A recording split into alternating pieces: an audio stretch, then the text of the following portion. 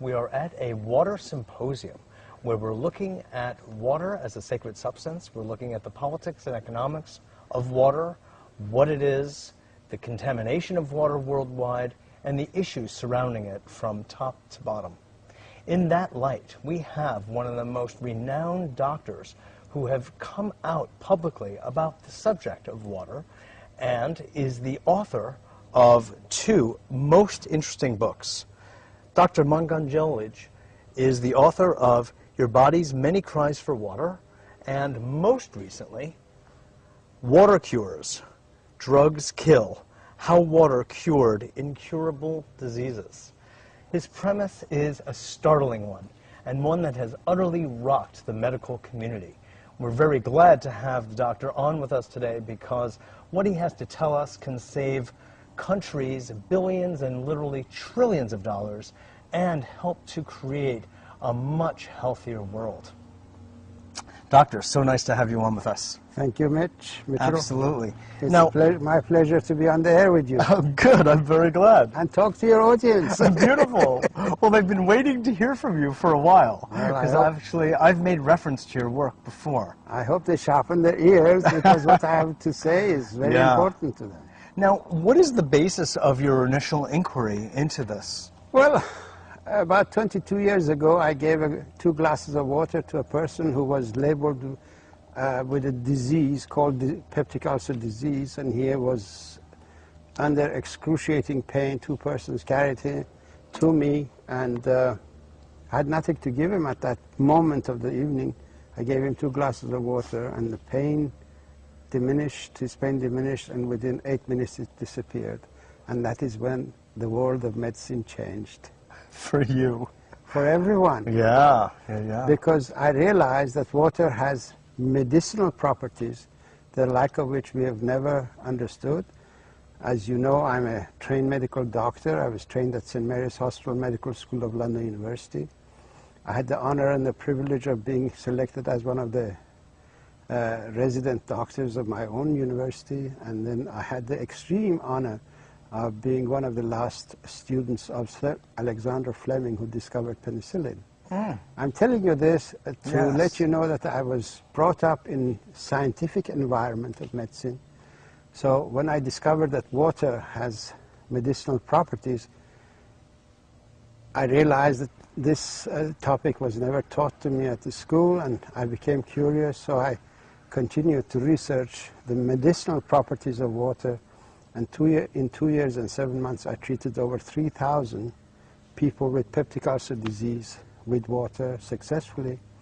And I made a report on this discovery, and it was published as the main editorial of the Journal of Clinical Gastroenterology in June of 1983. And New York Times picked up the article and commented on it, and it was syndicated all over the world, announced to the world that water had medicinal properties. I was hoping that someone would pick up and take off from there in the scientific medical community, and I was surprised when I discovered that nothing was happening. So I became a little bit upset with my colleagues in medicine, because this is a tremendous discovery to realize that water is a medication, but no one is looking at it. Or acting on it. But let me just ask about that study where you got 3,000 positive cures. Yes. How many were the number of people in the study? Oh, there were lots of people. 3,000 cures was every single one who tried the water got cured. Oh, so 3,000 of 3,000 got the cure? Yes, oh, absolutely. Okay. This is the important thing. Sure. Because then I came away with the understanding that these people were just thirsty. I was quenching their thirst. And we in medicine had labeled thirst as a disease. So this was the challenge before me. Oh, thirst is considered a disease? Well, in modern medicine, yes. That's what they are doing. They're treating all these so-called diseases of dehydration with medication. That is why we have the sick care system. That is why we have a so-called sick care system that is costing this nation, American people, $1.7 trillion every year, and it's rising to 12% every year. Well, because we in medicine never understood water, never realized that water is important, and we've always thought that it's a solid matter that dissolves in the water in the body that's important. so you helped to change the paradigm from thinking about the solid or solutes to the solvent. That is the correct. liquid. That's in 1987. I presented the guest lecture of a cancer conference under the title of Pain and Need for Paradigm Change, explained that the diseases of the human body occur when the body becomes dehydrated. That dehydration is the origin of pain and disease in the human body, including cancer. And this shocked the scientific community. Yes. It really shocked them to total silence at the conference. But one by one afterwards they came and thanked me for this information, because I had explained to them it's not this one item, one particle or another particle that causes the disease. In my approach, it's a system upheaval. A system, when a system is not functioning, it's that system that produces symptoms of dehydration that we've assumed to be disease conditions. So basically what you're saying, doctor, is that virtually all, if not all, diseases are really caused by systemic dehydration. All diseases are either states of dehydration, complications of dehydration, or consequences of dehydration. God almighty. And water is a nutrient.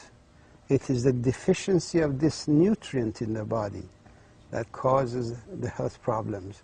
Depending on where this nutrient is missing in the physiological arena of the body, that area begins to manifest the symptoms of that deficiency.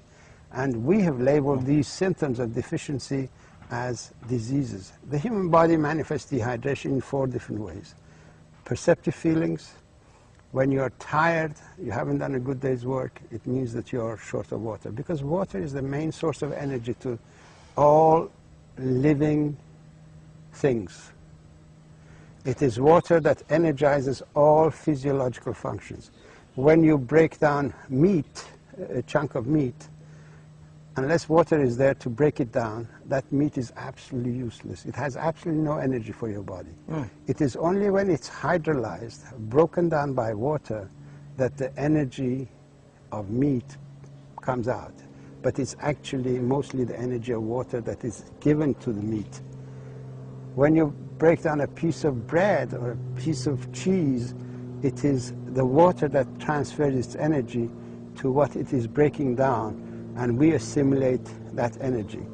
So basically, yes, water Well, that's the transport function, the carrier function, which is generally known to medicine, is it not? It's not, no. That's not? The process of hydrolysis is a metabolism of water, and the medical community has assumed that water has absolutely no metabolism. It's an inert substance.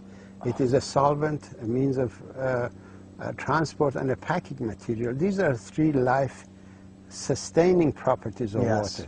But water has 3 other life-giving properties.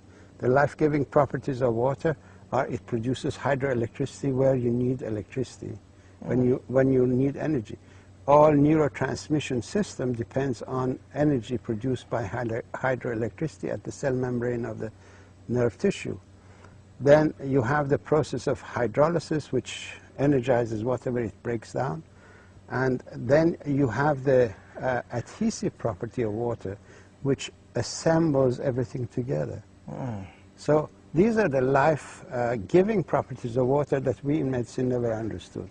And this is what I've brought out, and I published in my book, Your Body's Many Crimes for Water. And now, after 10 years of that book being